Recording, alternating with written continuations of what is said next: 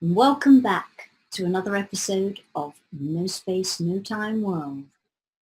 My name is Syriiel, and I'm here on the Conscious Consumer Network every Wednesday evening to take you through a meditation, to give out a healing transmission, and then have some fun and fascinating chats with a weekly guest, talking about his or her personal experiences of anomalies or glitches in the matrix, showing us that this so-called reality is not quite what it seems. Please do email in at my email address on the screen and share your own personal experiences regarding things that are not supposed to happen in this reality, because I want to give you all the opportunity, as I say every week, to share your experiences in a safe space. And as I always say, there's no need to mention any names of anyone you were with at the time. I'm not interested in saving any personal information, and you may also remain anonymous. Just share whatever your experience was and where it happened. And also, this week, I'm asking you to please email in with any requests for specific healings that we can address as a group transmission. And then I'll channel new healing transmissions as required. And I'd also like to hear from you with any experiences you have from the weekly healing transmissions. So feedback, please. Tonight, my guest is the lovely and exciting ZofiaRennea Morales, whom I know from soul contract work, divine healing and light body work. Zofia and I have not yet met in person. I'm sure we will one day, but we've had meetings online. Zofia's title is Sensible Mystic and Transformation Alchemist. And her website address and email is on screen, or will be on screen, should you wish to contact her. So welcome to No Space, No Time World, Zofia. Thank you, Syriiel. I'm very excited to be here. I'm looking forward to our conversation. And, you know, maybe in October I can sleep on your sofa. That would be helpful. Yeah. Yeah, that would be really cool. So I hope you enjoy being part of our group meditation and healing transmission this evening prior to our chat. I'm looking forward to it. Good. You give good vibes, Syriiel. Oh, thank you. And I love your sparkly light background. My sparkle background. You'll understand my sparkle background better later. I want it. You can't have it. It's mine. I need it. I will get one.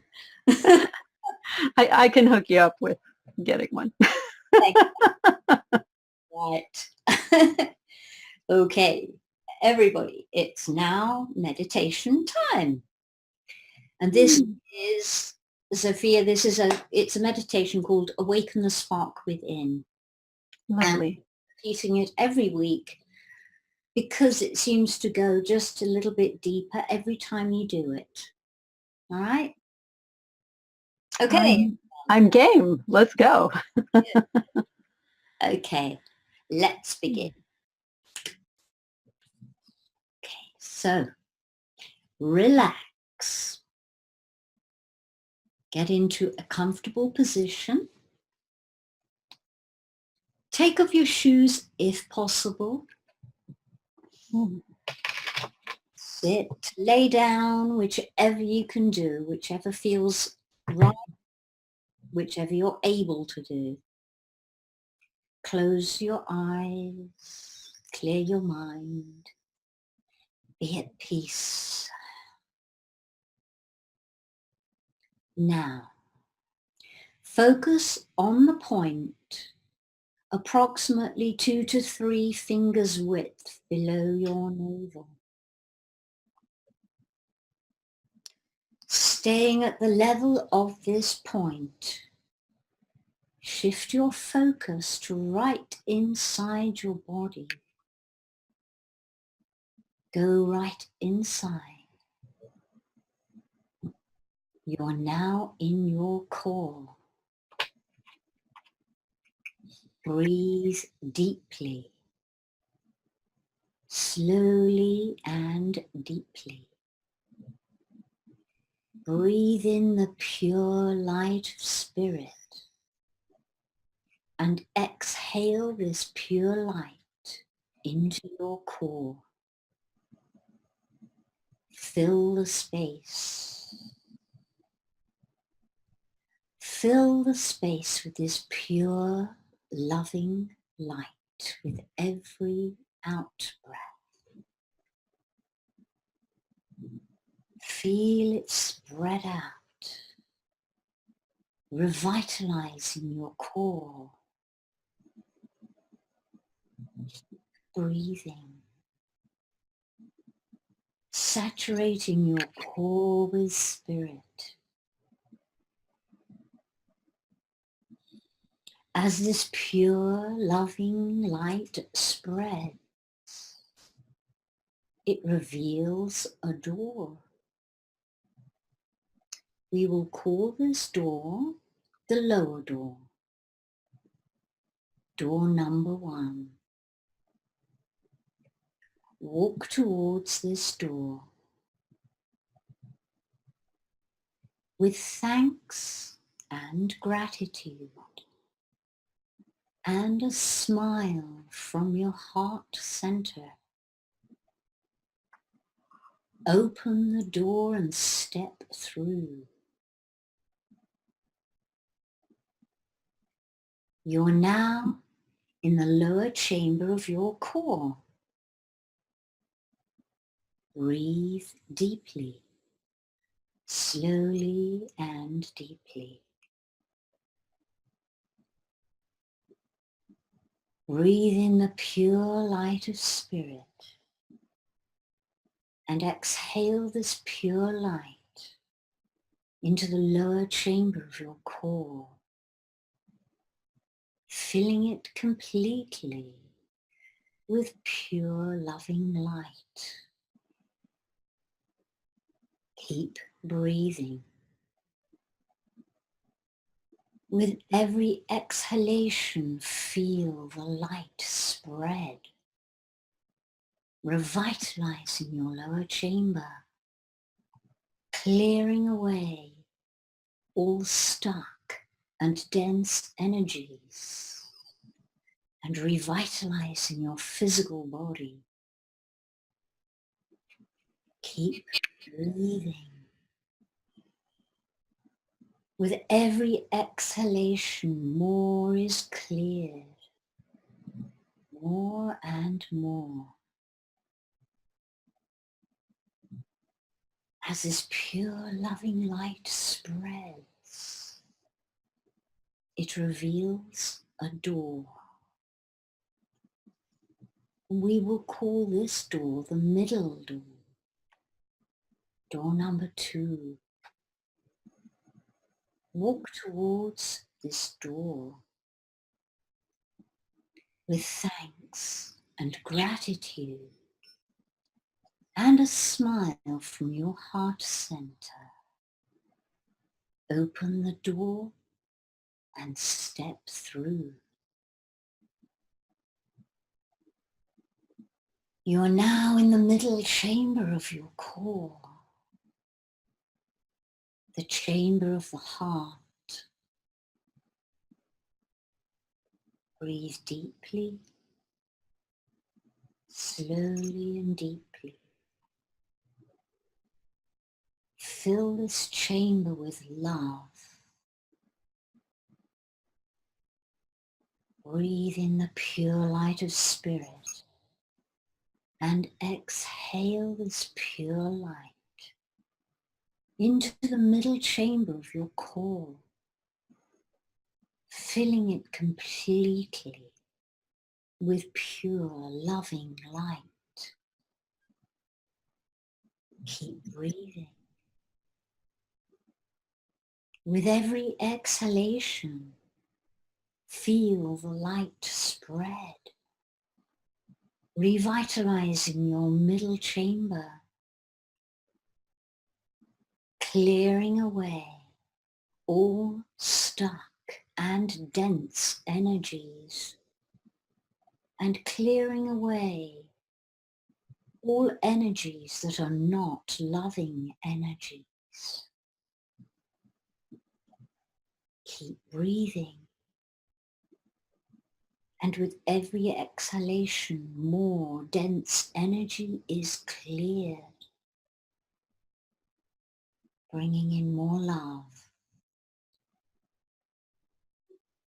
Continue until the only energy that can exist in this chamber is that of love.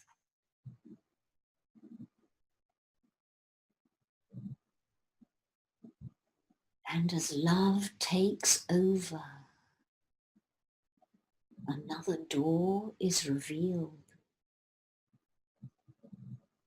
We will call this door the upper door, door number 3. Walk towards this door with thanks and gratitude and a smile from your heart center.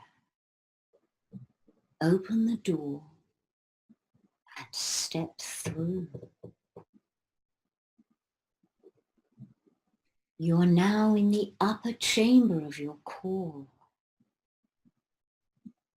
This is your core connection to spirit and the spiritual realms. Breathe deeply, slowly and deeply. Breathe in this pure light of spirit and exhale this pure light into the upper chamber of your core, filling it with pure loving light. Keep breathing. And with every exhalation, feel the light spread, revitalizing your upper chamber, clearing away all stuck and dense energies, clearing away all blocks to higher dimensions, opening and strengthening your connection to spirit.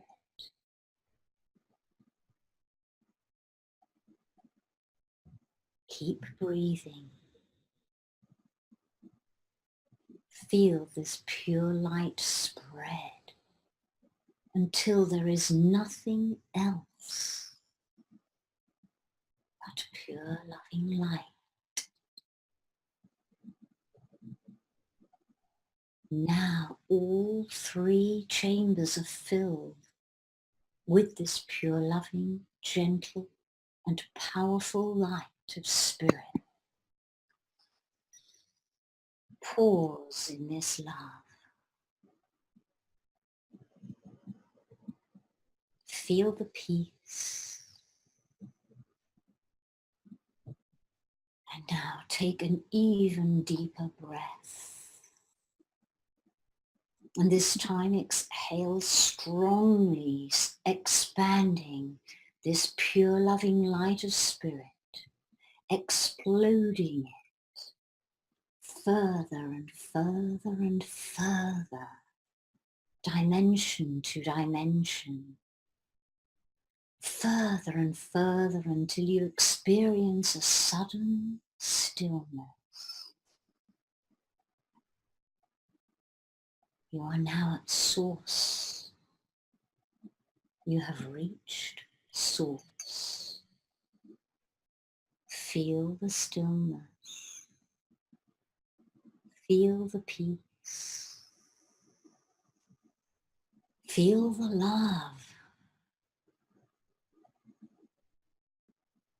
bathe in this exquisite energy and give thanks for all that you are and for all that is. Remain in this state.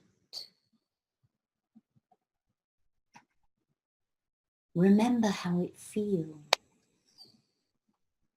Remember the stillness so that you can return to this state of will at any time you wish to. Give thanks.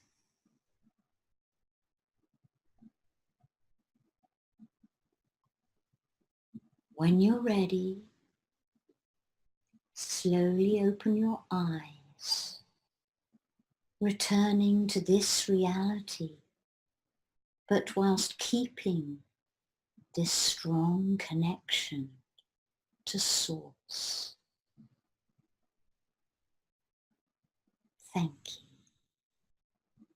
you. So, as you all come back to the space we're in, and before we move on to the healing transmission part of the show, I will talk a little about what we're going to be doing in this week's healing transmission. Okay, so in past weeks, we've been focusing on the solfeggio frequencies and their healing and awakening qualities. And we have one last frequency to transmit this evening, completing the solfeggio set. Yay! And this is the frequency 963 Hertz, C. And this frequency is about the conscious, disciplined connection to spirit. But we're not just going to end there. We're not just going to end the solfeggio adventure there with the transmission of just that one frequency. What we're going to do this evening is this. Following the transmission of 963 Hertz, we are then going to integrate all the solfeggio frequencies from previous transmissions, including this evening's frequency, all together in one whole integrated unit. Yes, I'm very excited about that. I don't know whether you are, but I am. I think I timed it well. I think you timed it very well, actually. While I was writing it, typing it, I was thinking, yes, good timing. Mm-hmm. Yes, this is exactly what I need right now. Yeah. There are no accidents. Definitely not. Definitely not. Okay, so for those of you who haven't watched the show before, during the transmission you will hear me mention the living matrix. So what I am speaking of when I say the living matrix is all of the connective tissue within the physical body. I am not referring to the 3D matrix reality that our guest discussions are around. Totally different. Well, it's a spectrum. Yeah, it is. I mean, the living matrix comes out of what we consider not living matrix, right? Just connects everything. Absolutely. Work, or helps to make everything work. So, I will also pause from time to time to allow things to shift. And so there will be a few silent moments while this happens. I won't have disappeared into some other space-time dimensional reality. Can you really promise that? You never know. I set the intention that I won't, because Very I need good. all the so I will still be here. Bummer. Yeah, it would be rude of me to just kind of disappear, you know, while on the show. So I'm not going to do it. So your job is to just remain relaxed, eyes closed, and receive. Okay. Everyone ready? Let's go. I must stop doing that. It's really weird. We did it together. Yeah. Thumbs up. Let's go. Okay. So everybody, here we go. Relax, receive, enjoy. So get back into your comfortable position. Close your eyes. Relax. Take a deep breath and exhale slowly.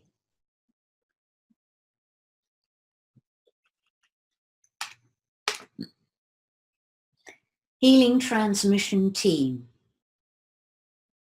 please open and prepare a multidimensional space for a solfeggio healing transmission. Thank you.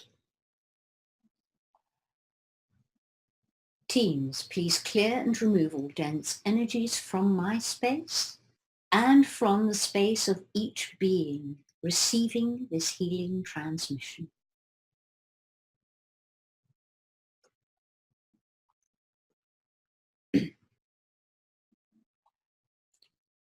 Thank you.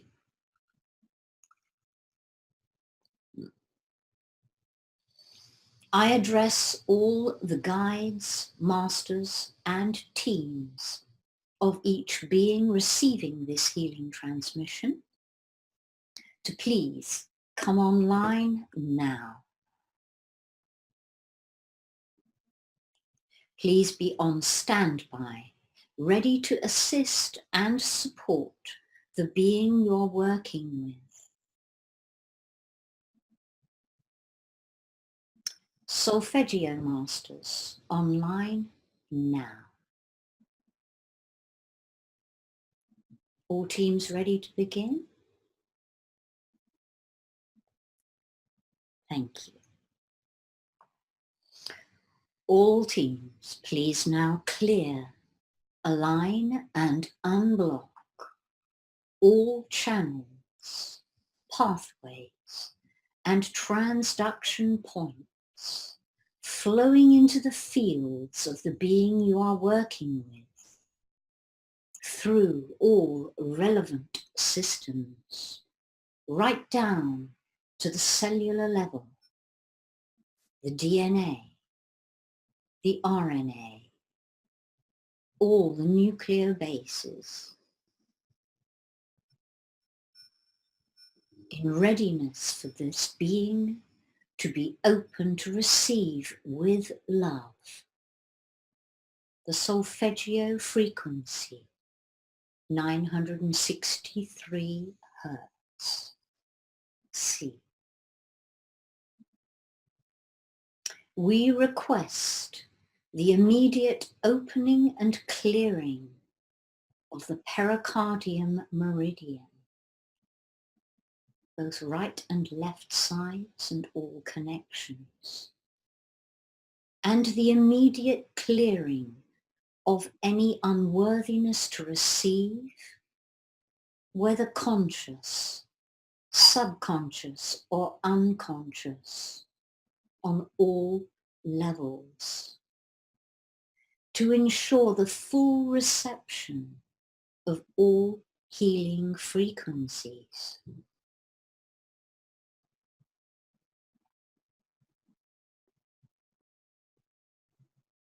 Thank you. Teams, please activate the inflow of solfeggio frequency 963 hertz into the being you are working with now.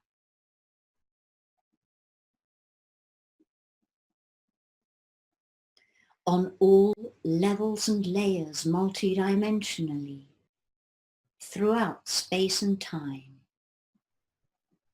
we command for each receiving being all of the following qualities: the conscious connection to light,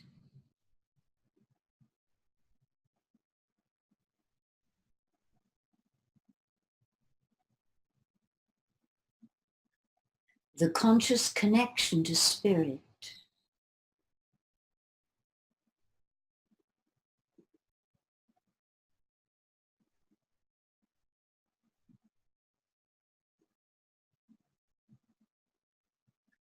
the conscious connection to all that is,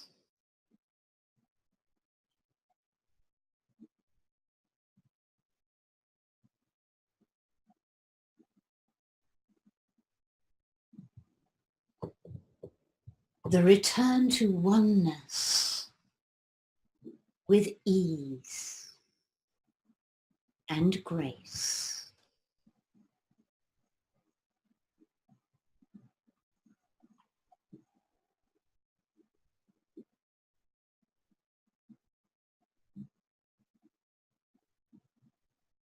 with the conscious, disciplined connection to spirit.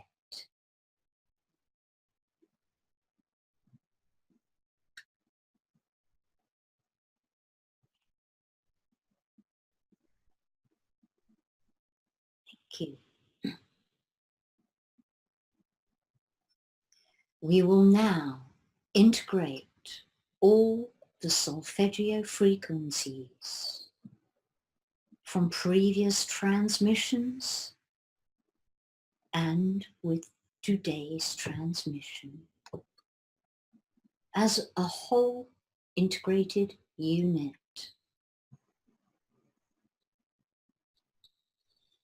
All teams, please now clear, align and unblock all channels, pathways and transduction points flowing into the fields of the being you are working with,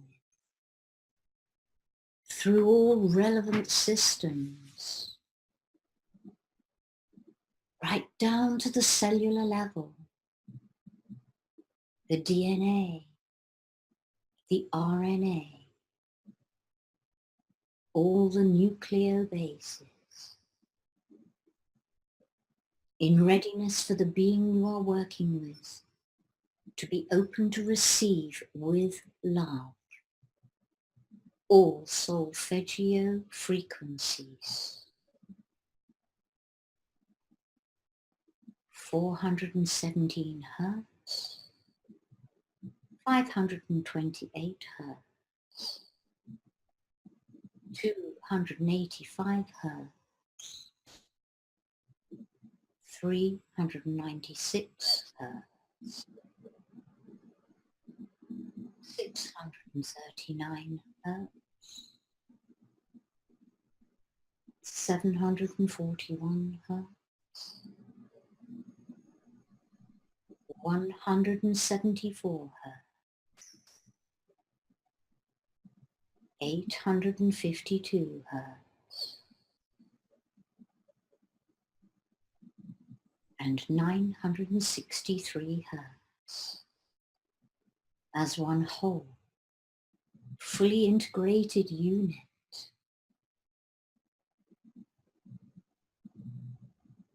we request the immediate opening and clearing of the pericardium meridian, right and left at all connections, and the immediate clearing of any unworthiness to receive, whether conscious, subconscious, or unconscious, on all levels to ensure the full reception of all healing frequencies as a whole, fully integrated unit.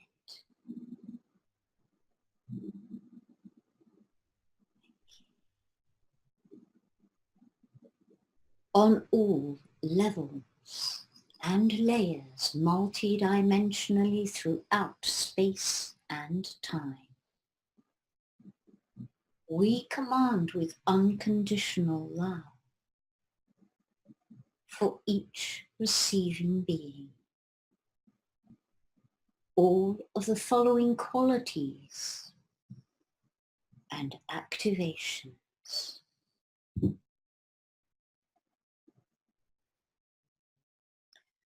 The undoing of situations and the facilitation of change,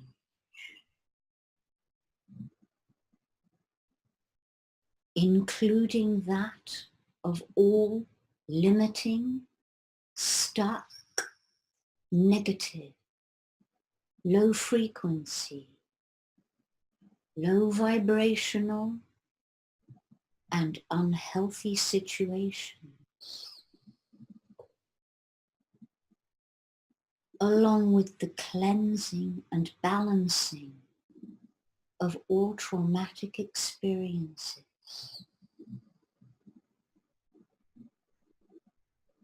We command the repair of all damage caused by these experiences, and command that all cells, physical and etheric, be activated to optimal function on all levels.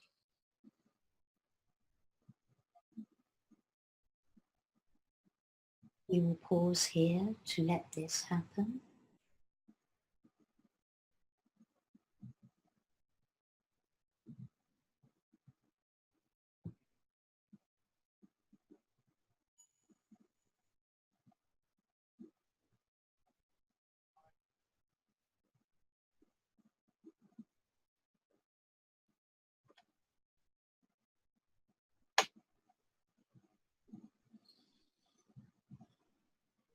We command the activation of transformation, miracles, DNA repair,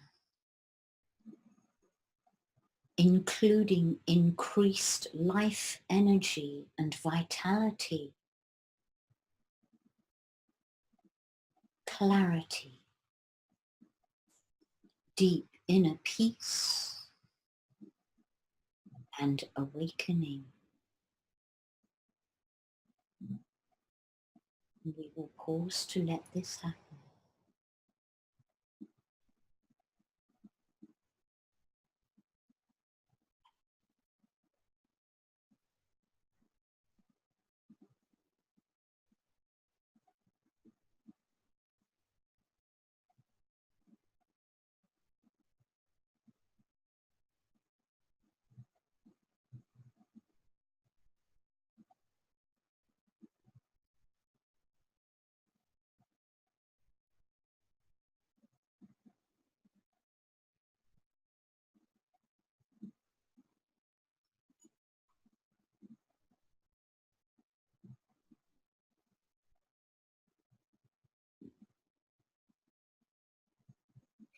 We command the liberation of guilt and fear, including the transformation of grief to joy, and the clearing of all subconscious negative beliefs, especially those about the self. And we command the activation of the successful achievement of all heart-based goals,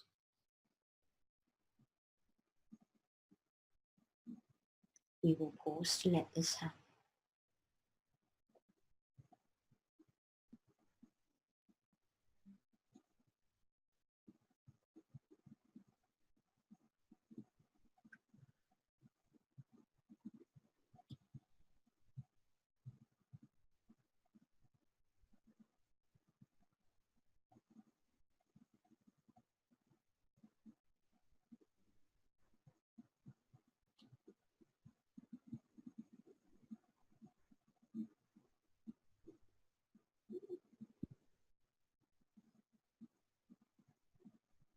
We command the activation of positive and high vibrational connection, communication, and reharmonization of all relationships with the self, with family, with partners, with friends, with colleagues,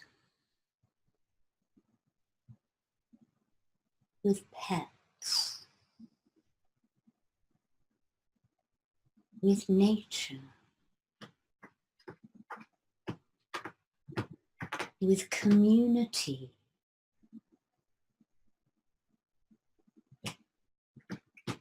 local community, national community, international community, and intergalactic community.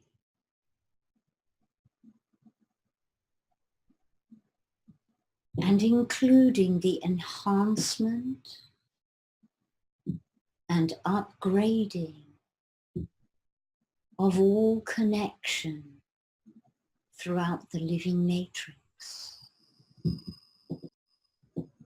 to facilitate the optimal functioning of all systems, organs, glands, and cells as one. And we will pause to let this happen.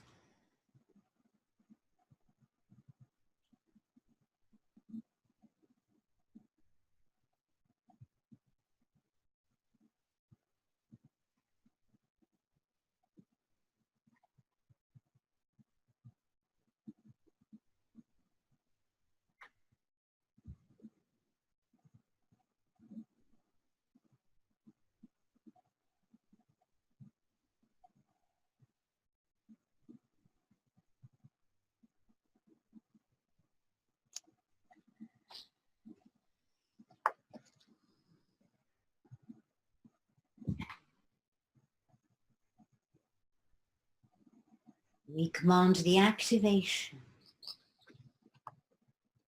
of the perfect balance of sound, both inflow and outflow, the awakening of intuition, and the gentle, graceful clearing of all toxins and electromagnetic radiation from all cells at all levels, and the activation of stepping into self-expression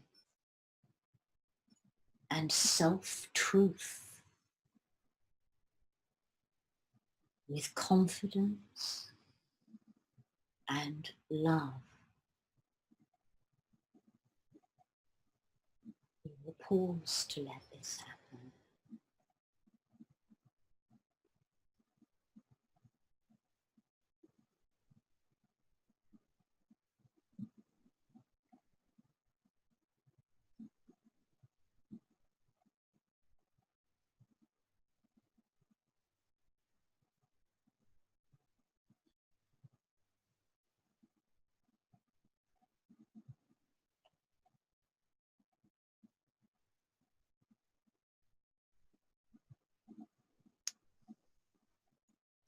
we command the activation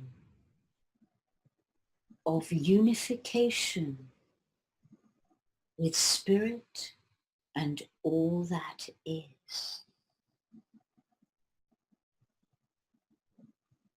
with the balancing of all aspects of light, including the reduction of pain, whether it be physical, emotional, mental, spiritual, or cosmic. We will pause to let this happen.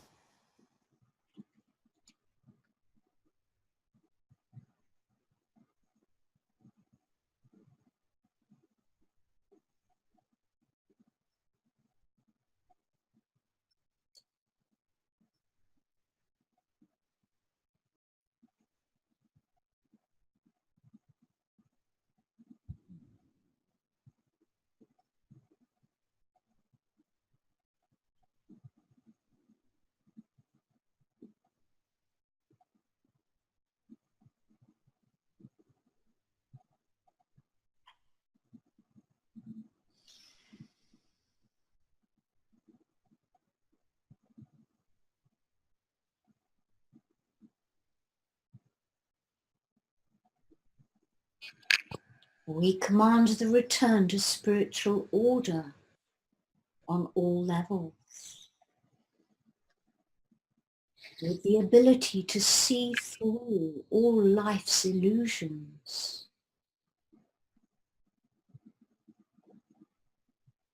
and with the transformation and raising of soul frequency to a higher dimensional frequency operational system. We will pause to let this happen.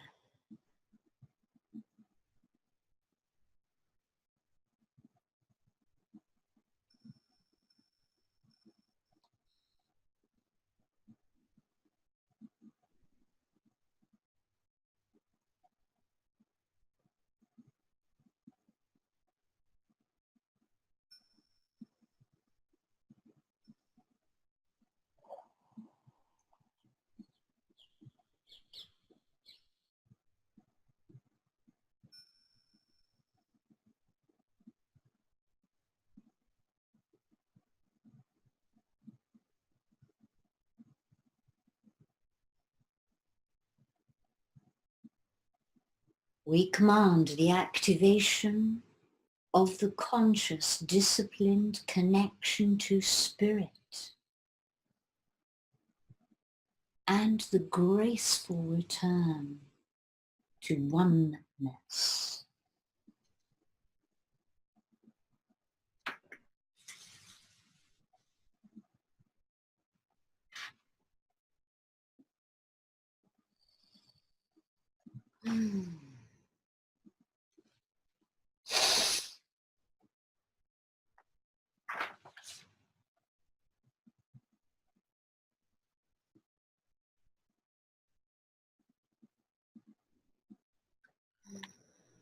We command the repetition for the next following 2 days of the healing solfeggio frequency, 963 hertz, for as long as is necessary for each being.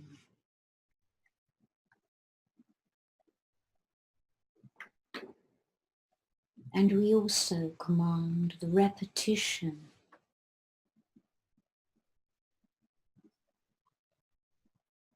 of the whole integrated unit containing all solfeggio frequencies for each being receiving this transmission. for as long as is necessary.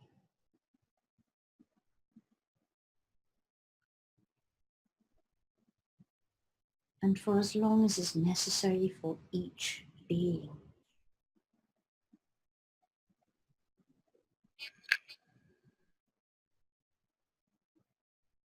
We give great thanks for this gift of love.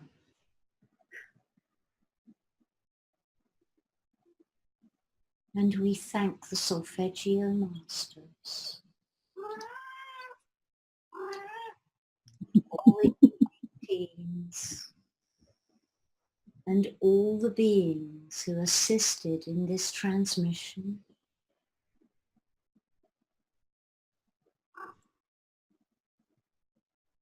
And I thank you all for the opportunity to work with you all.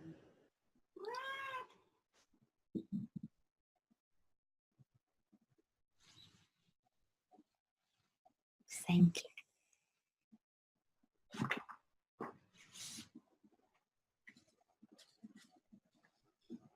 Please slowly come back to the space.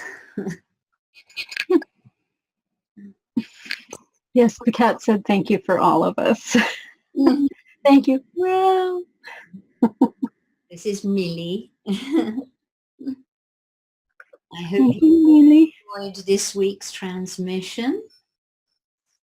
And next week we're going to have a new transmission, a new adventure.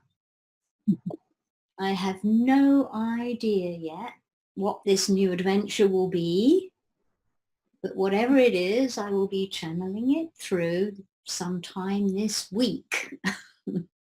It will arrive in perfect time. Never seems to be the time I want, but in perfect time. Okay, this is true. Okay, so over now to Zofia. Right. Thanks again for joining us on the show. Thank you so much for having me. It's such a pleasure to be here and have these conversations with you. I'm delighted you chose me. And thank you for coming on to share some of your matrix-defying experiences. Matrix-defying experiences. Where would you like to start? Well, first, just tell everybody a little bit about yourself before we get into the matrix-defying. Matrix. Well, let's see where to start. I was dialed in until I was about 8 or 9. And then I shut down and I was a muggle for about 40 years. And then I had a spontaneous Kundalini awakening in response to a very heartfelt prayer to the divine, which is a miracle in and of itself because I was very scientific. I had my advanced degrees in biophysics and I was working in industry and I was managing great teams of people and 2 + 2 = 4 and it better be replicatable. And I'm from Missouri. You better show me or it just ain't so. Okay.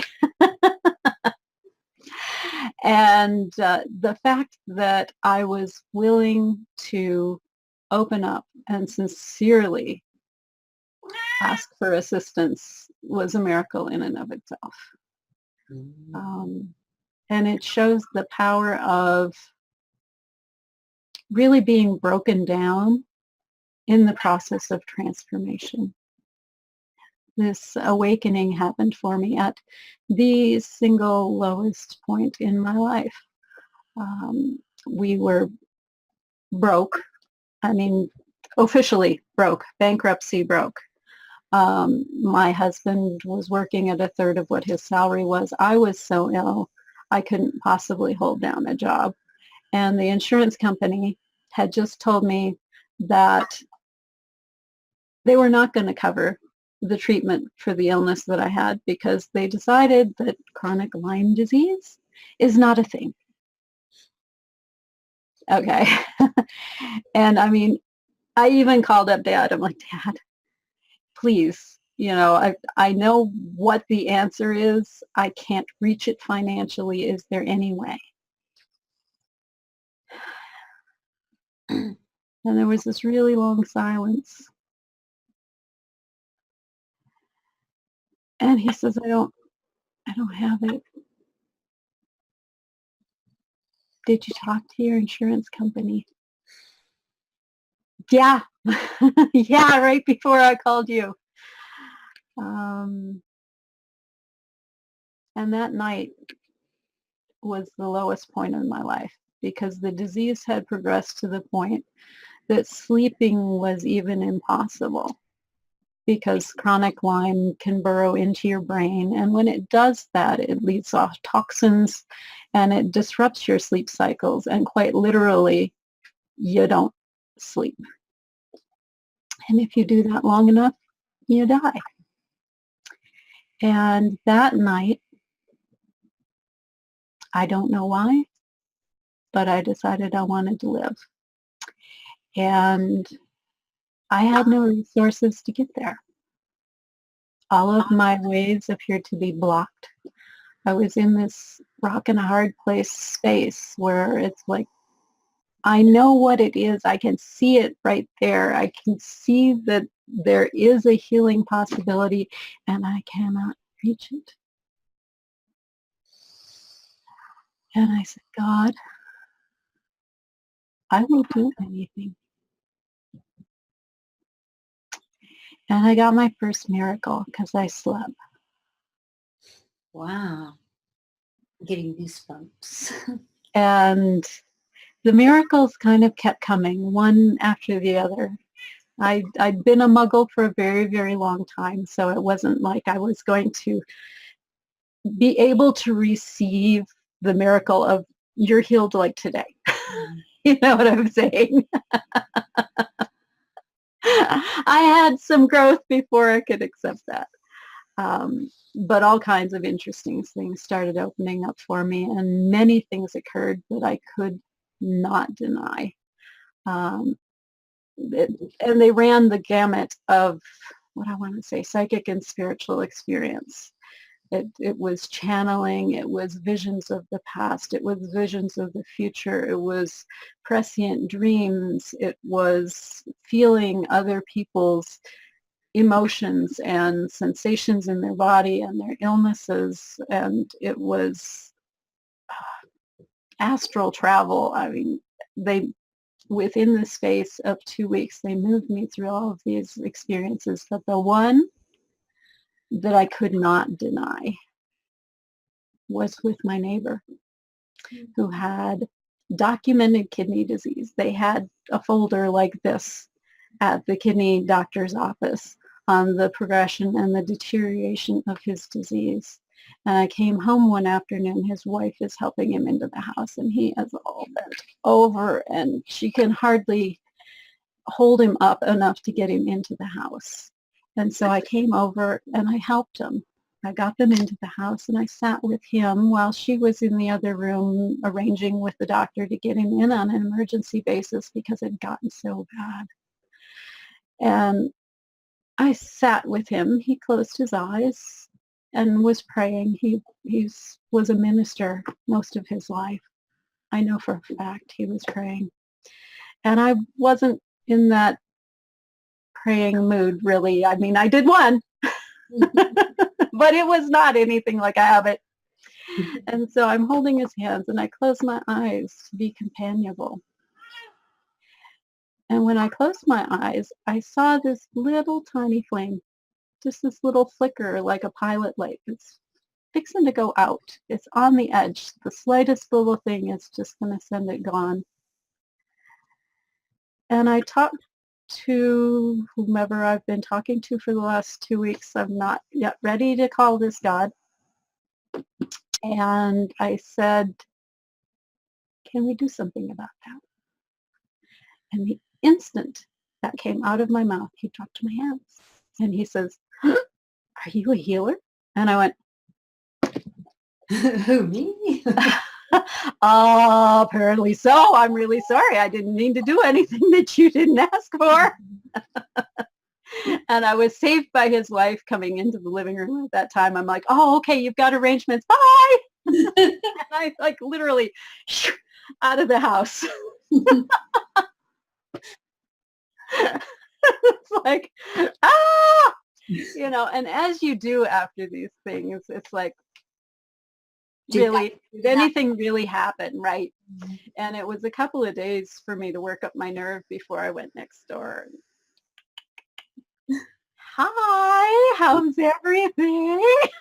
Hi, weirdo. Hi. It's your really awkward neighbor. And I talked to him and I talked to his wife, and he says it was the strangest thing. I started to feel better immediately. Wow. And by the time we got to the doctor, I wasn't hurting anymore. And they ran all of their tests and did their probes and all of the usual stuff they do. And the results came back normal. Excellent. Wow. And as a scientist, what can I say? Yeah. Nothing. The scientist has to sit down and shut up now. Because you couldn't say, well, I have no working sheet scientific explanation for how this happened. Okay, but that was the one that was, I can't deny what's going on. Mm. And so that started a whole new path of acceptance and a whole different way of interacting with the world. Mm. Wonderful. I know. And since then, we've had a number of other interesting events that happened. Mm.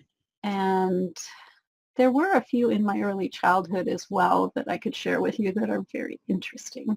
Yes, please. Shall we start with the young one? In chronological order. Chronological order. That works for me. I was about, I would say, 6 or 7 years old at the time of this particular experience. And looking back on it now, I would say it was the first hint to just how useful a tool illness can be, if that makes sense. At the time of the experience, I didn't realize I was falling sick, but I fell sick like immediately afterwards. And I think that's part of what opened me up for this experience. Okay. And that particular afternoon, I was lying on my bed. I had a small room in my parents' house and a big bed. So there's one side you can actually walk on and the other side is just wide enough you can squeak in there to like make the bed. Yeah, you're familiar with those rooms, right? And so I'm lying on the bed and I've hung my head over the side next to that really close wall and I'm looking at the wall. And it's, maybe this far away from my nose and I'm examining all of the hills and the valleys and the texture of the plaster and the paint and everything. And it's this wonderful sort of almost landscape when you look at it in that kind of closeness, right? And as I'm watching it in this kind of closeness, all of a sudden there becomes this depth to it. And there's this huge, vast space that opens up that you could fall into. I know exactly. I've had that experience myself. I know that one. Isn't that just incredible? And amazing, yeah. And I'm looking at it and going, wow, isn't this really cool? And I put out my hand to touch it. And of course, boom, right into the wall, right?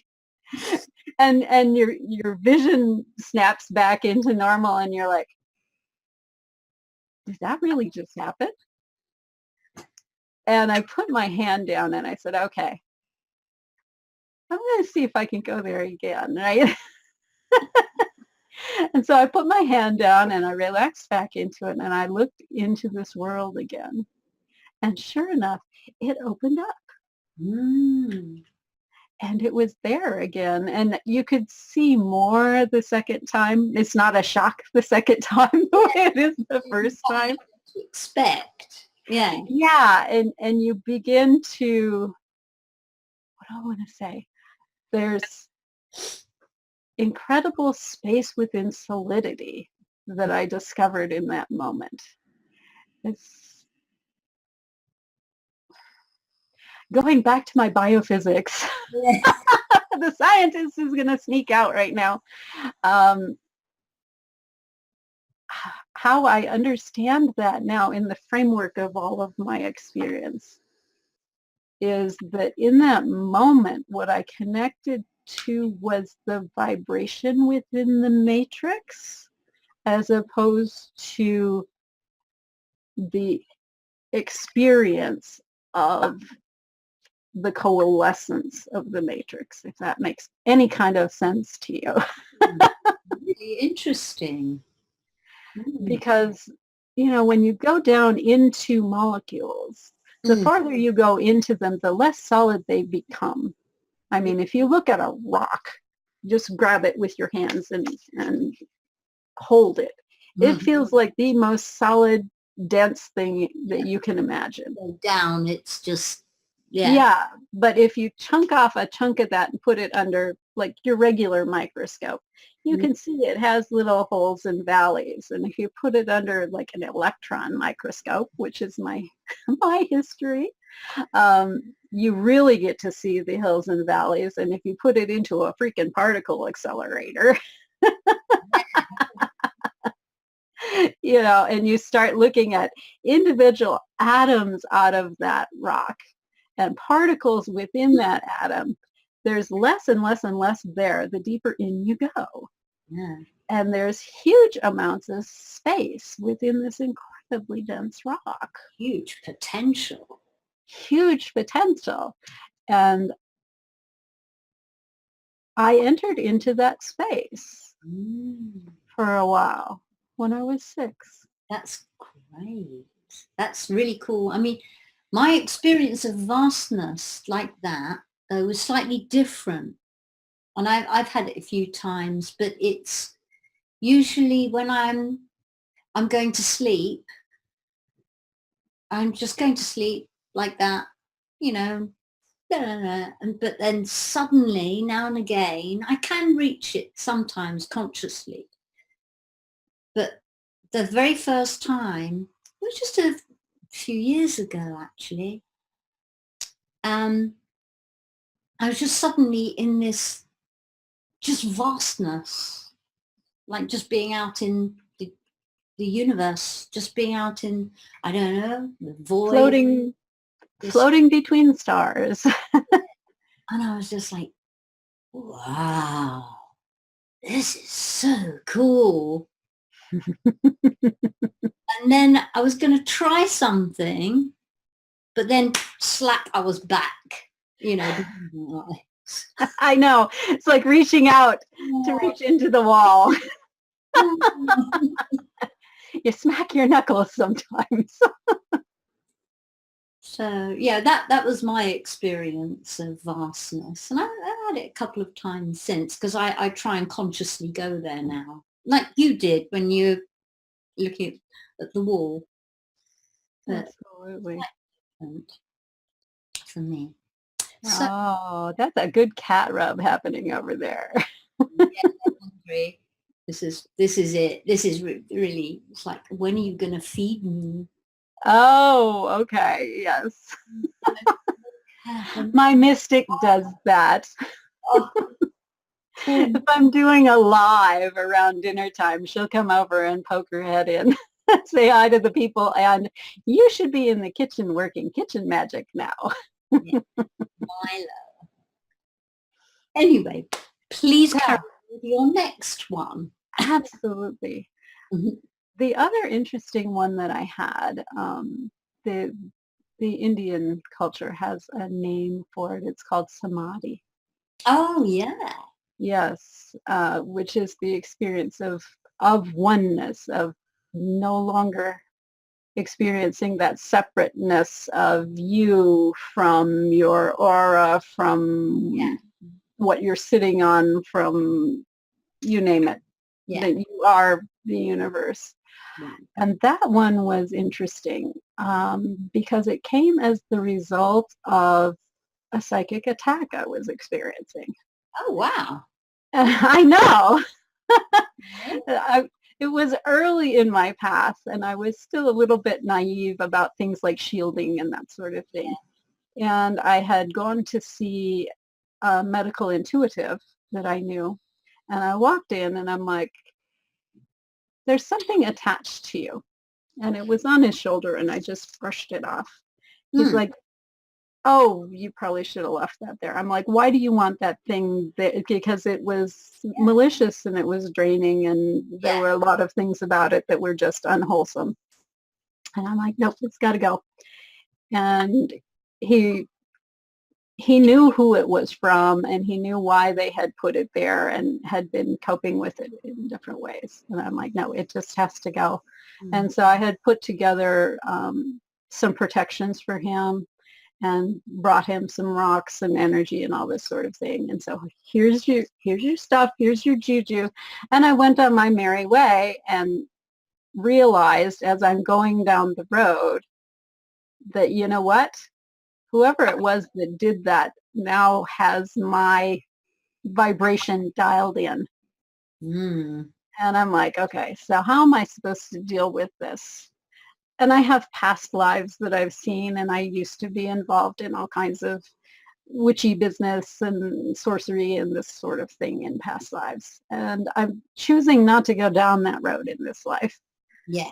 And this is that. And so the things that come to me sort of, I don't want to say spontaneously, is the past life stuff. And it's like, you know what? I don't want to deal with it that way. I don't want to deal with it that way. I don't want to deal with it that way, because all it's going to do is escalate it. And so I'm talking to my team. Excuse me, I need a little drink. Cheers. This is one of these 3 a.m. sessions. They wake me up at 3 a.m. to talk to me. And I'm like, geez, she's still there. And at that point, it had felt like there was this almost smother blanket, like the ones they used to put out fires, that had been kind of like dumped over me. Isn't it a fire blanket? Yes. And it's like, all right, how do I deal with this? Because it's messing with my connection and all of this stuff. So guys, show me how I deal with this in a non-violent fashion. And yet effectively. And they're like, what you need to send her is the experience of oneness. I'm like, I could see that. Yeah, because you can't target anything when you're in oneness, right? Because it's all the same. There's no difference in you and me. I have to say, your team, they're really inventive. Aren't they? It's like, oh my goodness. Give her a psychic attack so she can experience samadhi. Yeah, and it's not even an attack. It's a sharing of this amazing experience. Yeah. But it's going to totally flip her world on it, because there's no control. There's no targeting. There's no all of that stuff that goes with the witchcraft and sorcery stuff. And, you know, since she wants to dial into me and into my experience, we're going to share that with her. And I'm like, that's all well and good, but I've never personally had this experience. And they're like, not to worry, we got it covered. Oh. They're like, just open up to her, and we've got you covered. And so it's like, all right, I'm not going to resist. I'm going to open up completely to you. And sure enough, they took me into the everythingness, the divineness that is in animate, inanimate, you name it, all. Yeah. All one, all love, all that is. all that is, exactly. And it worked. She left me alone. That's so cool. Wow. I like your team. I love my team. They're awesome.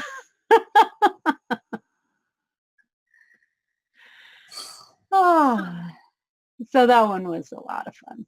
I really enjoyed that. Mm. I also got a kick out of your statement about you've set an intention to remain here through the course of the show.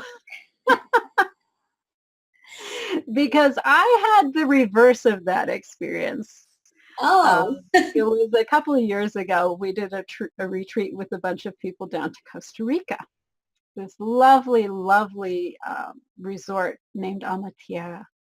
It's run by a healer and her husband, and they're musicians, and they have this amazing place on the side of the mountain, and they've got this pool that has the infinity edge on it, and Oh, this you sounds can hear all the monkeys in the trees and these amazing butterflies and incredible wow. parrots and things go flying around. It was just the most beautiful place on earth. And the hummingbirds. Oh my goodness, the hummingbirds. But anyway, I digress. So we went down, and the whole retreat was opening to your intuitive side and bringing out your psychic senses. And so we did a lot of clearings and exercises and these sorts of things. And one of the things that we did was we intuitively read cards. Mm-hmm. And we were, that evening, it was around 10 o'clock at night. And it's this lovely, dusky, summery evening. And everybody's around, and we've got two people. One's reading, and the other one is receiving, and the rest of the group is observing. And they had gotten down to the end of the reading, and I was starting to give feedback when all of a sudden it's like I could feel myself being yanked out through the top of my head. And Okay. I'm like, oh, this is really weird. And I had a group of 8 women there with me. It's like, okay, I really need your help right now. Everybody join hands, hold on to me, and keep me anchored to my body because I'm going someplace. And I didn't have like a silver cord or anything in place at that time. It's like, boy, if I go, I'm gone. And so we've got this circle of women, and the lady who's leading it with me, the yoga lady, says, you are way the heck and gone up there. I'm like, I know, get me back down, right? So everybody's pulling me back down into my body. And we wrapped up the evening, and I'm still feeling this really intense pull, but at least I'm in my body, and I know I'm not going to go flying out. And the rest of that evening, I spent in the water or like buried with rocks all up on my body as the rest of this played out to keep me in this dimension. Mm. This is where I started to learn that my soul actually has a job on the other side. Mm-hmm. And every now and again, it like needs my full soul attention over there. And that was one of those moments. Mm. And so my consciousness got to go along on a little ride with this one. Okay. My soul's job, if you're familiar with the Nordic traditions, Mm-hmm. they have a concept called Wyrd, W-Y-R-D. Yeah. And it's fate. Other traditions call it fate or destiny or karma or whatever it is. They have variations on that. I'm Nordic, as you might could guess, so Wyrd resonates with me. There's a Terry Pratchett book called The Weird Sisters. Yes, exactly. And there are several. Mm. It's not just one. There's a whole set of us, and we actually work as a function of a karmic, Akashic records. Karmic records, close enough. Akashic records. And I've learned a lot of this since that experience. This was my first exposure to it, so it was a little on the wild side. And so I'm in the bathtub, and we're in Costa Rica, so water conservation is a big thing. So I'm in about this much water, but I have to have water, right? Yeah, yeah. So I'm in this much water, and I'm working to keep the connection to my body so I don't completely check out of this reality. And what I'm seeing as I'm trying to relax yet not relax in this tub, is I'm seeing a big conference. There's this huge conference going on, and there are a number of souls, and everybody has their soul advisors with them, and there's a huge negotiation going on. And I know the soul involved. They're very, very close to me, but I don't at the time know what the 3D identity of that soul. Oh, okay, yeah. I just know that it's time critical, and there's a lot of rearranging that has to happen here, because a choice has been made that was not accounted for, which is unusual, because I'll tell you what, it's not just plan A. There's plan B, C, D, E, F, and there's this whole suite of like backup players and standby people in the event that you make a choice that this one got missed. It's not in plan A, right? Wow, this one got missed. Yeah, exactly. And we talk about that really serendipity in this world. Yeah. And the truth of the matter is there is no luck. It's all synchronicity. Definitely synchronicity of experience. And so we had this shift that was having to be renegotiated. And I spent the entire night in this time. I don't know how long it took over there, because time gets weird. Renegotiating this contract. And it wasn't until the morning that I learned the identity of who this was. In the morning, I got an email from my father saying that my bonus mom, Mary, had come extremely close to passing away the night before, and she was in intensive care, and they think she turned a corner last night and will be recovering. And I went, aha, aha, aha, now I know who that was. Because my bonus mom and I were always much closer than my mother and I ever were. And I think she is part of my soul crew, if you will.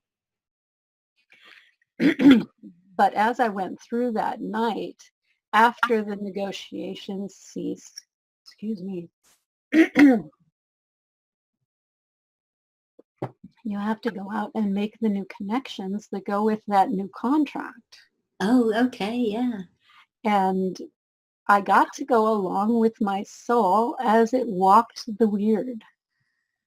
Cool. And it's hard to describe, but it has parallels. If you've ever looked at goldstone, like the blue goldstone, and it's like this really experience of really deep depth. You can see a long ways into it, and all of the reflections, and it's like this little sparkly web, and everywhere the web crosses, there's like this little bit of light.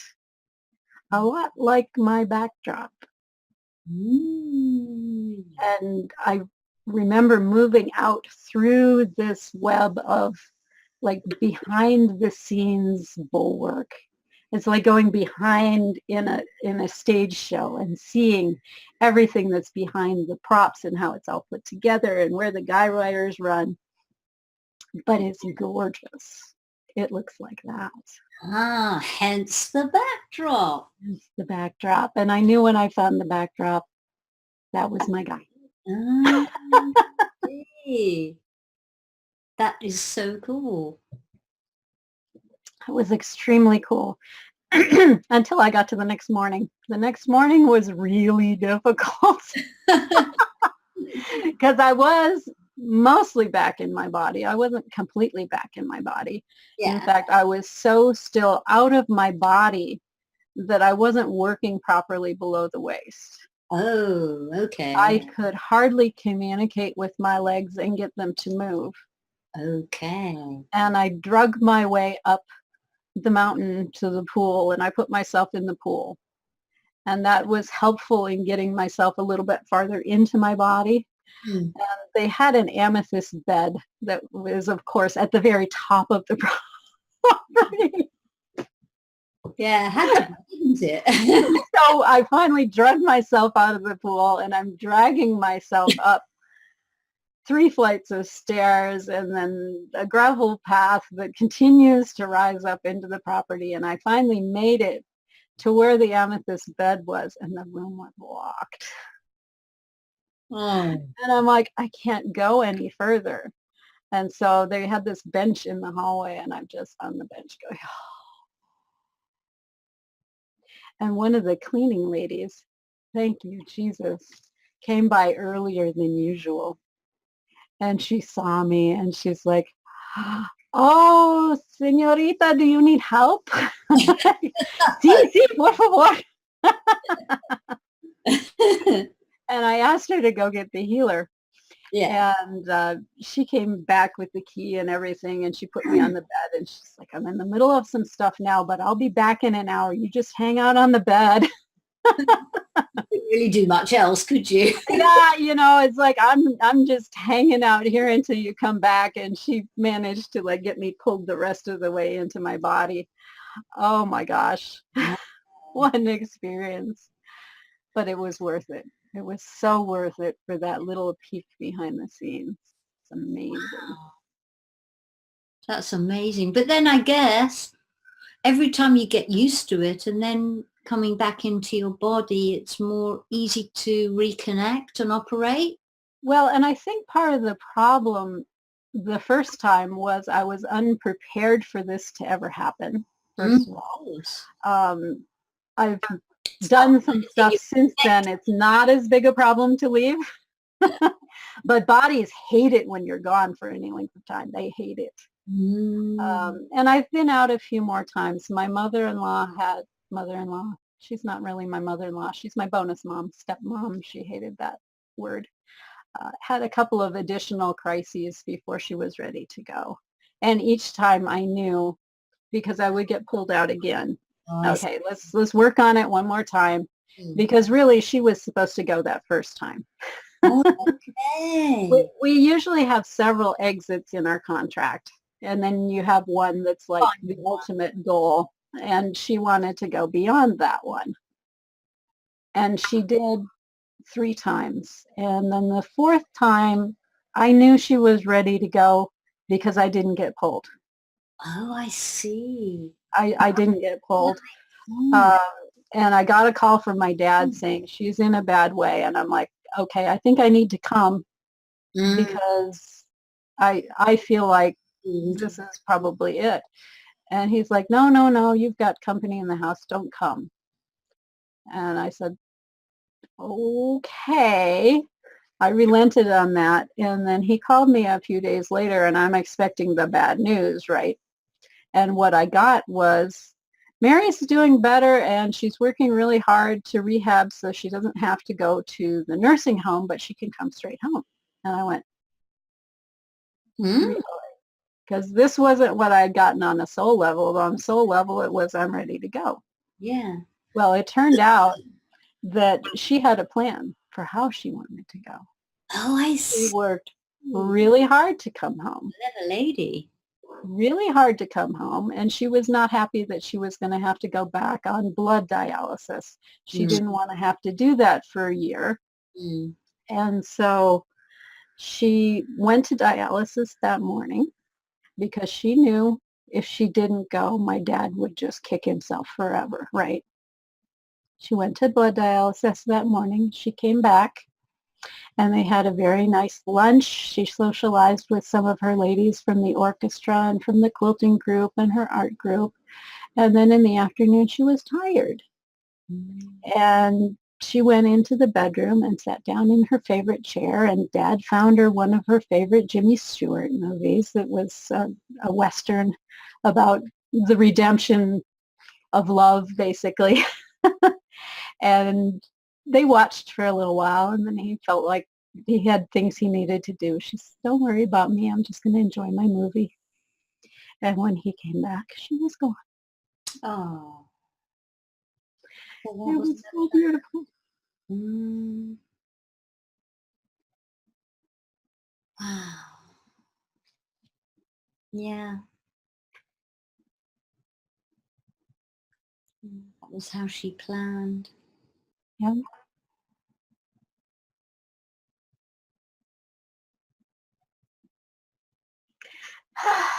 Mm.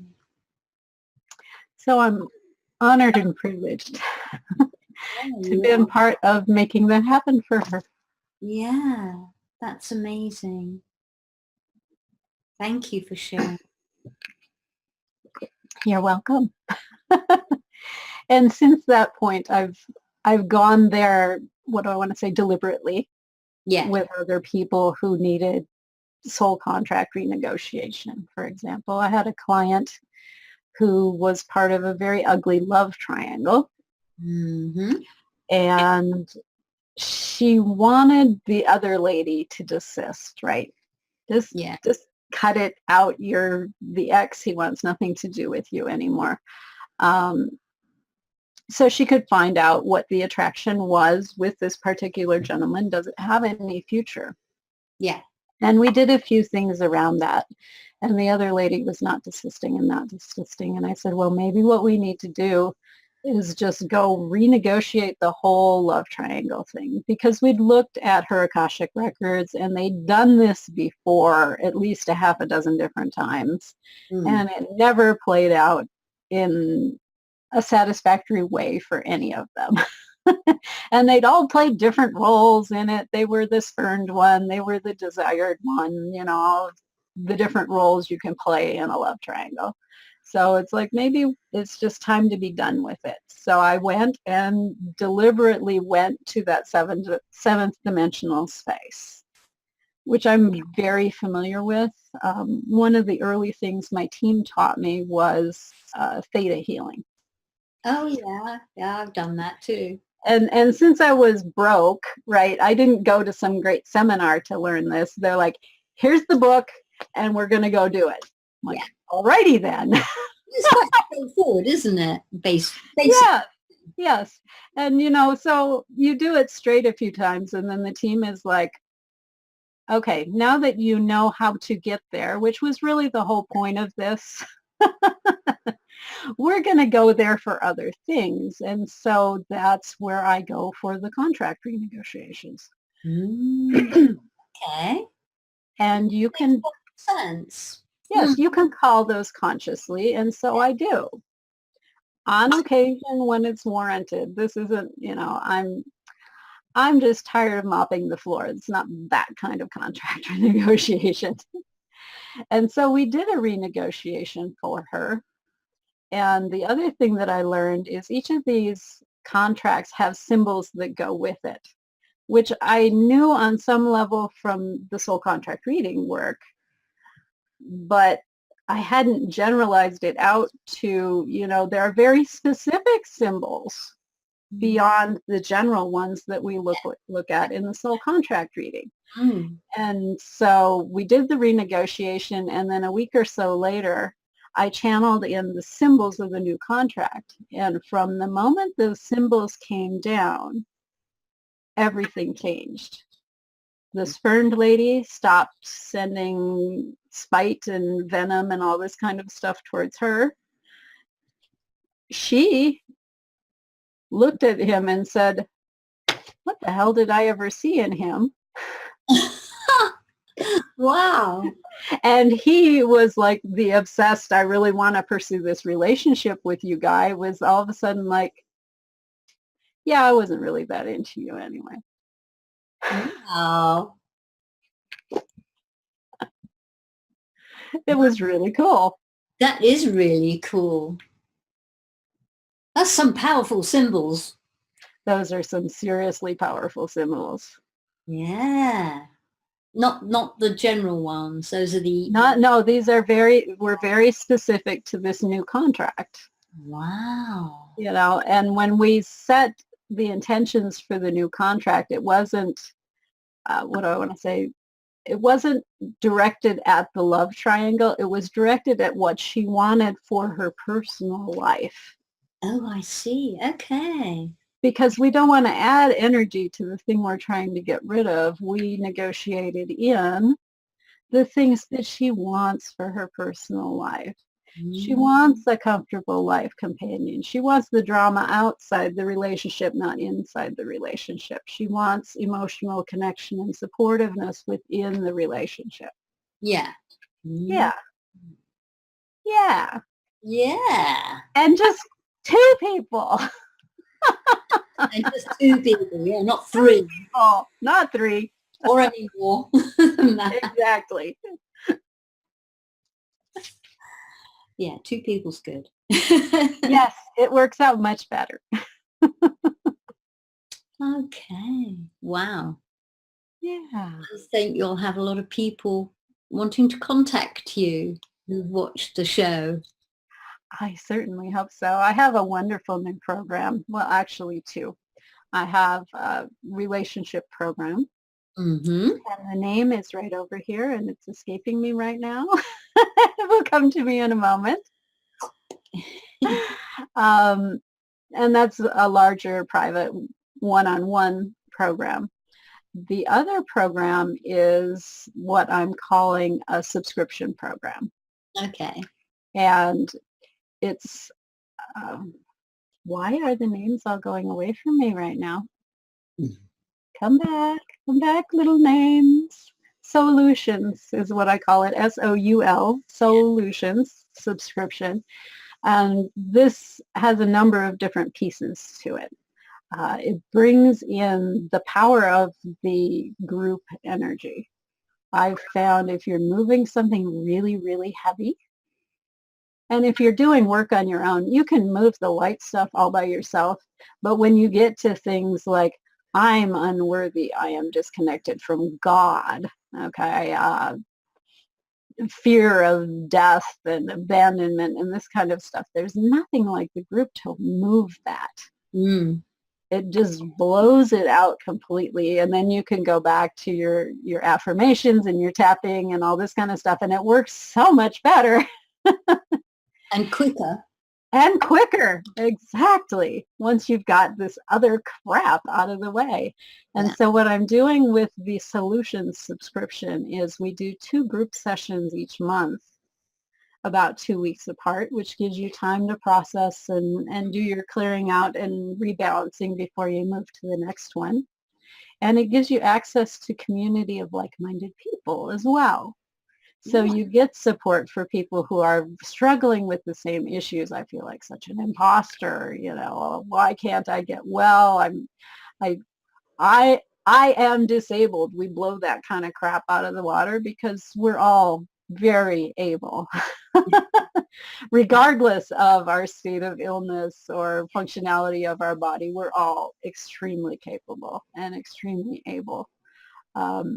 And so we move that kind of crap out, and you're supported with people who are moving through that same process, who can help you with pointing out where you're I-aming in a supportive way and where you're I-aming in a not so supportive way. Yeah. Well, that sounds great. Yes, and so I'm really thrilled with this new program that's going on. I don't know why it is escaping me. There's a name. It's going to come to me here shortly. Actually, I'm going to look it up. That's what's going to happen. Because I hate it when that kind of stuff happens. Open. Here it is. Overlay. Let's go look.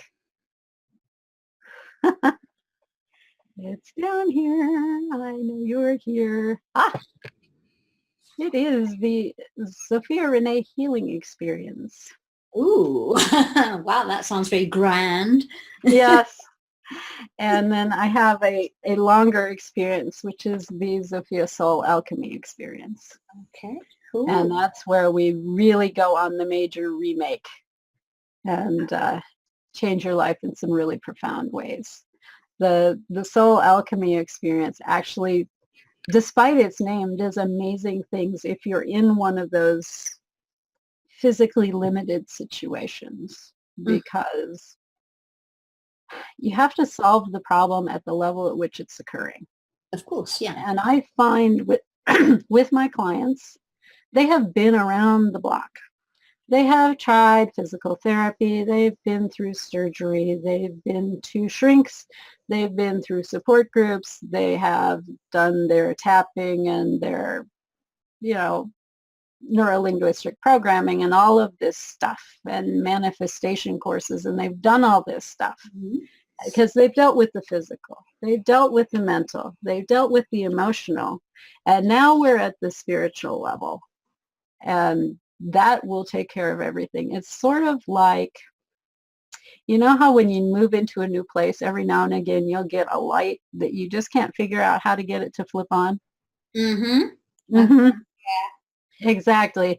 And so, you know, you go to the neighbor next door who has a floor plan like yours. Where's the switch, right? And they point out the switch and you hit the switch and it still doesn't work. And then you're like, okay, well, let's change out the light bulb, which is kind of like you're now doing some of your emotional work and this sort of thing, and it's still not coming on. And then you're like, okay, what else do I need to, oh, you know what, let's go out to the breaker box and we'll flip the breaker box. So now you're dealing at the next level, right? You've done the physical, you've done the emotional, you've done the mental. Okay, but the light's still not coming on. Okay, when you come to me, now we start looking at, is your light switch broken? Is your light fixture burned out? Not the light bulb, but the actual fixture itself. How about the wiring in your house? Did something happen to that? Have you hooked it up completely to the electrical grid? And we troubleshoot those sorts of problems. So now you can flip the switch of your neuro-linguistic programming. You can change your tapping light bulb and it works. So that's what the soul alchemy process is. Thank you. That's really, really good. Wonderful. Oh, how are we doing on time? Have I prosed on way too long? Oh, God, no, not. It's wonderful. All you did is absolutely wonderful. Thank you so much. You are so welcome. We have 22 minutes. Yeah. We've got 20. We can discuss all kinds of fun stuff. I love it. Oh, we can talk about one of my favorite subjects then. Yeah. What people call serendipities, I call synchronicities. Yes, the story you told me the other. Oh my goodness, girl! Please share that one. I'd forgotten about that. Yeah. It is all planned. I mean, you heard a little synchronicity. Well, the synchronicity is wonderful in this. Oh my goodness. Well, and you've heard a little bit of this. I shared a tiny bit of this. Yeah. My synchronicities really started to chain up in a really obvious way in 2013. We were at a bad point. I mentioned previously my husband had just lost his job. Yeah. I was sick. The savings were completely empty because we'd tapped everything to make this move to Arizona happen. And it became very obvious we were going to have to commit bankruptcy. That's how I viewed it at the time. not declare, commit bankruptcy. Yeah, okay. And I did not want to do it. I did not want to do it. And I looked at every possible way around it, and there wasn't one. And it was at this time that I had learned how to muscle test. I knew only one way at that time to muscle test, and it was the sway test where you stand up, and if you say a truth, you sway forward, and if you say a falsehood, you sway backwards, which is all well and good. It's a very easy one for people to learn to do, but my problem was I was unstable. So it was hard for me sometimes to get a consistent result, and being sick makes it harder as well. But I would do all kinds of things to stabilize I'd zip my field, and I'd drink lots of water and do lots of clearing before I went to try to do this sort of thing.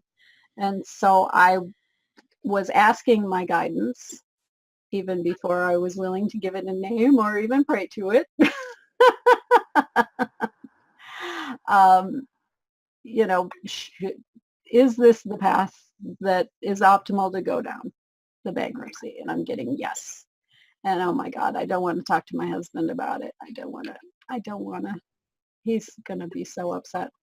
And I'm taking it as a very personal failure. And the truth of the matter is it wasn't. We were working up to it a long time because his employment situation was on and off. We'd gone through 3 rounds of IVF, which gets extremely expensive. A lot of stuff had gone on that was just building up to this point. So it wasn't really a surprise to him on any level. Yeah. But I still didn't want to have the conversation. And I finally did. And he was like, yeah, if that's what we need to do, that's what we need to do. We'll go down that road. And at the same time we're having this conversation, we're having the conversation about his career because of the on and off nature of things. It doesn't matter what you make. If you work 3 years and you don't work 3 years, that's not a winning formula. Okay. And that's kind of how his career had become over the last decade. He would have these wonderful gigs, and then he would have these periods of unemployment while he was looking for the next one that were just as long as the employment that had ended for him. And so he had 3 thoughts on how to transition into something that would be a little more stable than the research he was doing. And his choices were to get a law degree, to get an MBA, or to get a medical degree. Okay. And of the options, the most affordable one was the MBA, and that was the one that he was also most attracted to. So I, being the researcher that I am, went out online and I'm looking for reputable programs that will allow us to be different places. We're sort of gypsies in our lives, and so I didn't want to get him in a brick and mortar situation, but then we were stuck if we needed to gypsy. So I found this wonderful online MBA through Strayer. Jack Welch is part of the program. I really respect his business acumen. So it's like, okay, I think we found what we need. And it was, relatively speaking, affordable. MBA programs can run you easily 6 figures. And this one was under 30,000. So, okay, that might somehow be manageable. And looking at what we had left, there was one retirement account that had $16,000 in it. Now, that's half of what's required, but it gets us started down the road. And we called the school and we're working on, can we get financial assistance, this kind of thing. And the answer when you're on the verge of bankruptcy is no. But they did have a scholarship. So they gave him a scholarship for that first trimester. And I'm working with the bankruptcy attorney and I'm like, okay, we've got this possibility, but we're going into bankruptcy, and I know if we touch the retirement account, that can cause problems, and is there any way that we can harness this money to the service of what he needs to be able to stabilize his job situation? And the attorney came up with a plan. I'm like, damn, I was expecting him to go, no, sorry, you guys are just screwed. And at this point, we're both unemployed still. And we're getting him enrolled in school. We're moving on trust. I've paid for the first thing. We've got the books handled, and he's going to go to school. And about that time, he had a buddy who called him up and said, you're not doing anything. Can you do me a favor? Like, what is it? Well, I want to do this trade show in Indianapolis for the Chemical Society. Can you come and work the booth with me? Okay, cool. We had just come from Indiana. And so going back there, there are people to see and socialize with. And so, yeah, no big hardship. I'll go do that. You're paying my way. Why not? I can network. And so he got paid back to Indianapolis. And while he was there networking, one of his buddies had for several years thought it would be really cool to start this scientific consulting aspect of his business with his husband. He did personnel placement, and this was kind of a natural outgrowth. And so He's like, why don't you come back here? I can't pay you a lot of money, but I can pay you something, and we'll get this thing up and off the ground. All right. Well, we have employment now to be able to go do a bankruptcy. Yay! Because one of the things the attorney had told me was we needed to do a payment plan bankruptcy as opposed to a just, take all the shit bankruptcy, because we did have a little bit of retirement stuff that we wanted to be able to save if we could. And so we had income to do the plan that the bankruptcy attorney recommended that we do, even though it looked like we couldn't at the time he recommended it. Okay. Which was lovely, but now I have a new problem. Because we're in Arizona. And I can't go anywhere, and it turns out he could, because we didn't have to both be in Arizona to be able to have the bankruptcy go through. And you have to be in the state up to a certain point in the bankruptcy, or you can't do it. Okay. So I was trapped in Arizona, but we could send him to Indiana if only we had some money. To get there. How is this supposed to work? And I was thinking about it. It's like, okay, what's the minimum that he has to have? He has to have a room that he can sleep in. He needs a shelf in the refrigerator and a place he can plug in his computer at night. Basically, that's what's required. So when I was in Indiana, I'd been in outside sales. I knew a lot of people. And I decided I was just going to ask if anybody had that. And so if I had your email address and you lived in Indiana, you got an email from me that said, here's where we're at. We're in bankruptcy. My husband has an opportunity for a job that's paying about a third of what he used to make. I'm currently sick and unemployable. We're looking for a room where he can sleep, plug in his computer, and a shelf in the refrigerator. We're willing to pay you to rent your guest room, basically. And I got a shit pile of no's, as one might predict. Yeah. But I got one yes. It would turn out that one of our former neighbors, who we had a passing acquaintance with, this isn't like we did barbecues in the backyard all the time. This is, I knew her name, I knew the car she drove, and I knew which husband and children went with her. Yeah. And we were close enough that I actually had her email address. It turned out her mother had passed away, and they were having a terrible time selling her condo, which was in a retirement community, which meant she couldn't rent it to anybody. Okay. But she had to keep an eye on it and then keep things up. You can't just leave it sit empty, because real estate empty goes to pieces. Yes. So she said, it would solve my problem if someone were there keeping an eye on it. It's partially furnished. It has a bed. It has a kitchen table. It has a little bit of kitchen essentials, a bathroom, and a TV and a sofa. I'm like, well, damn, that's more than I expected. Yeah, one little room. I said, what do you want for it? She says, I can't rent it. So just pay the utilities. Well, that's my price point.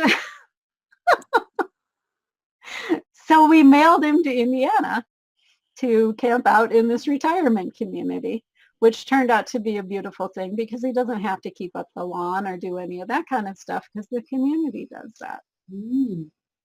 And so he's up there doing his thing with his buddy, and we're getting down to the end of that first trimester, and it's going to be time to re-up again. And so I'm trying to figure out, okay, yeah, we can afford one more and maybe part of the next one, and then it starts to become a problem.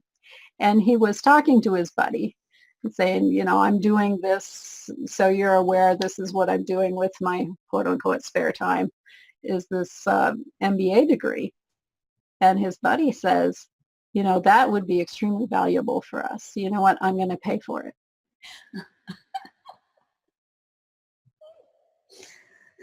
Wow. Hello? Really? How cool is this? Absolutely amazing, right? Yeah. It doesn't get better than that. Well, it gets better than that if you can actually live together, but you know what? I'm not going to complain, right? Because I got time I've got to spend in Arizona until we can complete the filing and get on with our business, which finally happened about 6 months after we'd sent him out there. I got the filing completed and everything. And now it's like, how do I get all of our shit out of the house and into some kind of a storage situation so we can do something with the house and not have all this excess expenses? And I talked to my attorney again, and he's like, you can't rent it. I'm like, well, I'm in a situation with someone who couldn't rent her property either. And I talked to some of the people that we knew in Arizona, and one of our friends, coincidentally, had been trying to get ready to purchase a house. And because her employment situation had changed pretty dramatically, it was going to be a couple of years before they would be willing to mortgage them on a property. So I said, it's going to be a couple of years before we're out of a bankruptcy. Yeah. And I'd rather be in Indiana with my husband. Would you be willing to stay in the house and pay the utilities? And they were like, calculator, that'll work. Wow. And so it's half the problem solved. The house isn't going to sit empty. Now the other half is, how the heck do you get your stuff from Arizona to Indiana without paying an arm and a freaking leg to do it? Because we'd had corporate reloads and stuff in the past, and $15,000, $18,000, $20,000, not at all uncommon, and I don't have that laying around. A lot. A lot of money. Goodness. And so I contacted my dad and said, you know the situation we're in. That was one of the hardest phone calls I ever did. You know that we're bankrupt, and you know that I am sick, and I'm trying to keep up with this house on myself, and I'm a long ways from my husband, who could be of support and comfort and whatever. I've got people who are willing to live in my house here, but I have no way to get there. And Dad decided he could pony up for a U-Haul. Thank you, Dad. And so I went through the house and I released a lot of stuff, because the house is much bigger than a little retirement condo. And we don't have a bunch of money to store things. So it's like, it just has to go. If it's not necessary for the business of life, if it's not necessary, it's just got to go. So I released a bunch of stuff. We fit into the U-Haul, and I went to Indiana.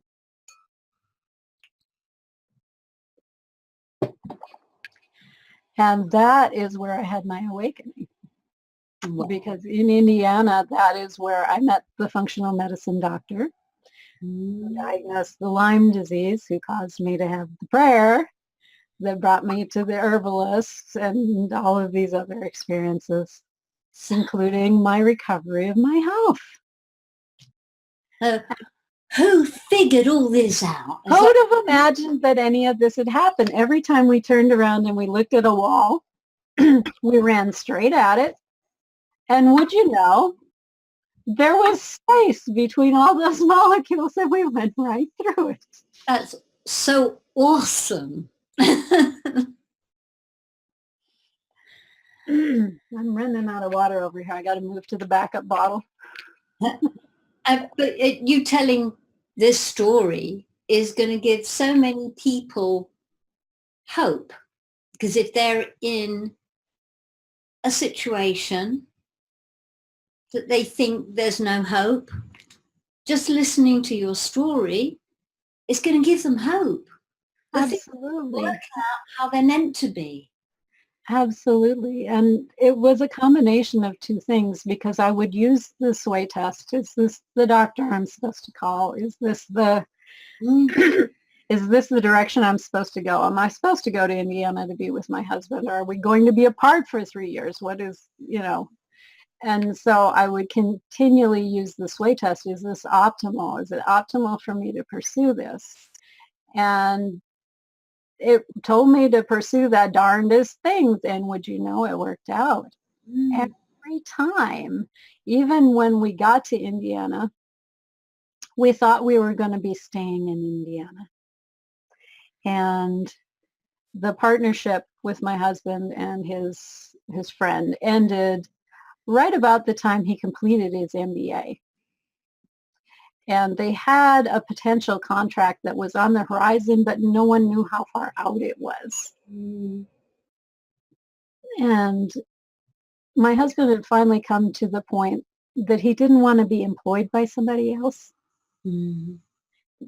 I want to drive my own ship. I don't want the business to run out of money for factors I can't control and put me out on the street all the time. So he decided he was going to start his own thing and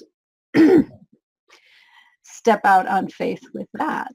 And at the time he decided to do that, I said, okay, well, we need to streamline our finances.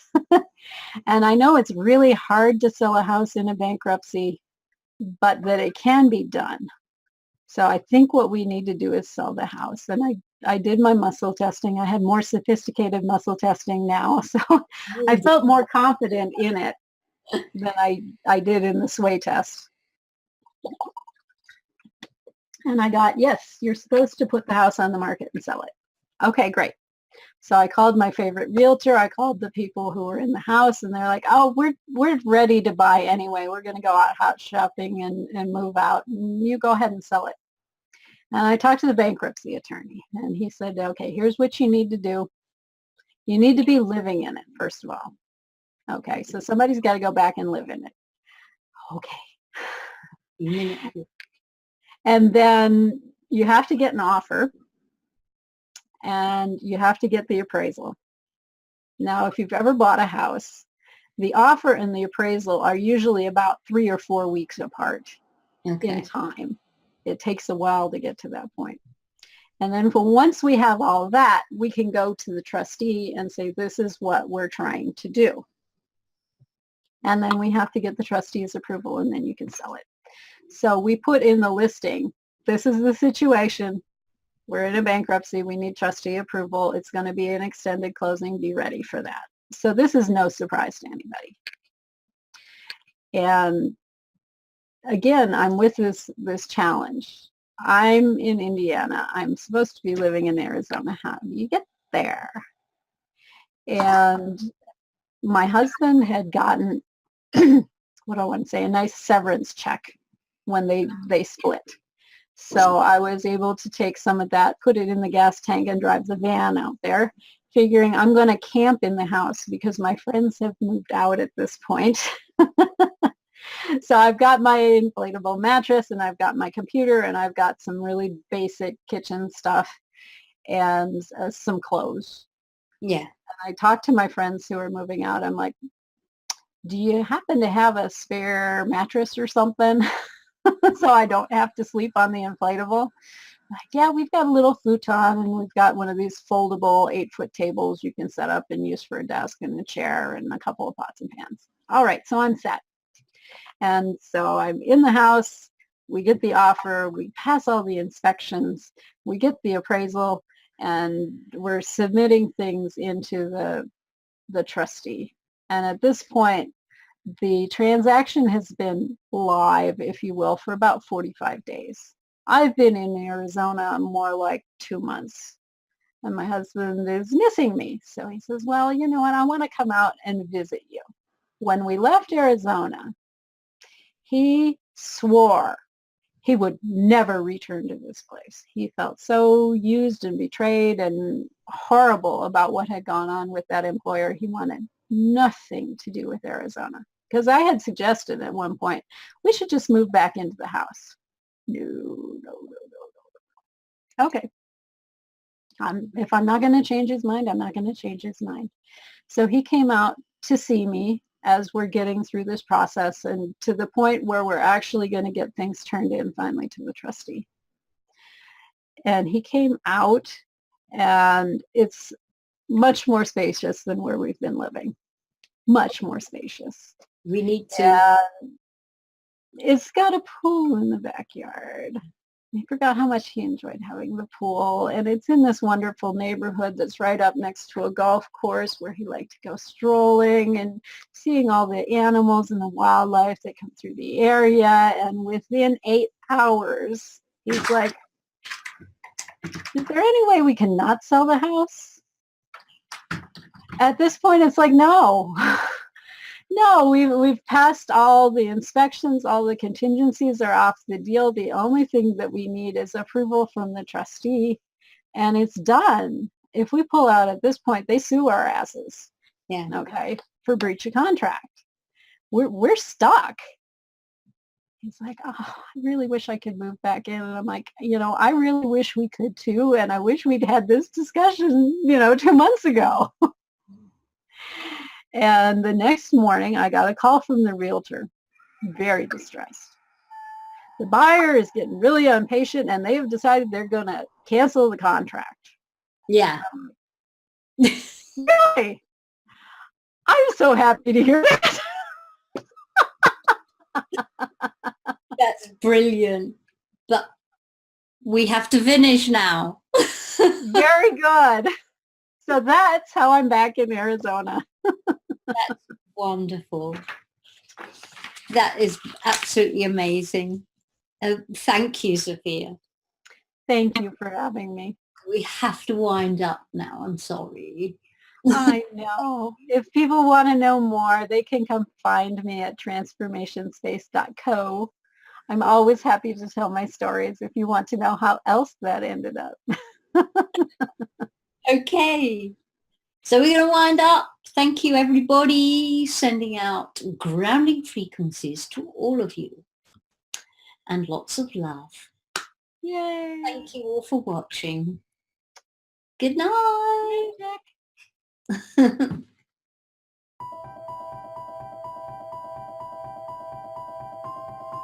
Humanity has been on an epic journey of discovery, learning the truth about the world we live in. New discoveries about the true origins of humanity, ancient history, free energy, as well as the systematic corruption of world governments are now on the forefront of our daily reality. Is the world headed towards destruction based on control and power? Or is an opportunity now being presented to shift and uplift into a higher consciousness? My name is Mel V, co-founder and creative director of Conscious Consumer Network, an independent broadcast network that was launched on the 1st of January 2015.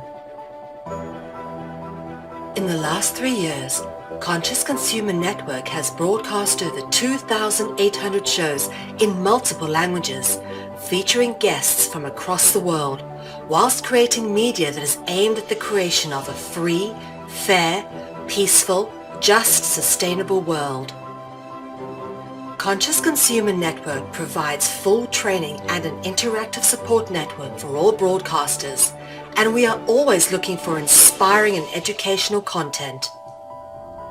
Hi, this is Lainey Liberty. And this is Miro Siegel.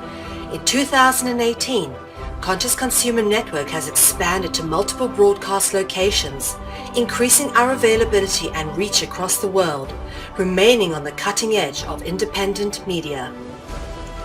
If we wish to create a better world, we must first create better media, geared towards real education instead of indoctrination. You guys really are what changing the world is going to be about. It's educating kids at a grassroots level. Having become a pillar of stability in the turbulent world of independent media, we have even more going on in 2018. Conscious Consumer Network is a publicly funded network, and we rely on all of you to keep us on the air. Show your support for independent media by donating to our 2018 Network Support Fund. Dare to seek a better world. Support independent media.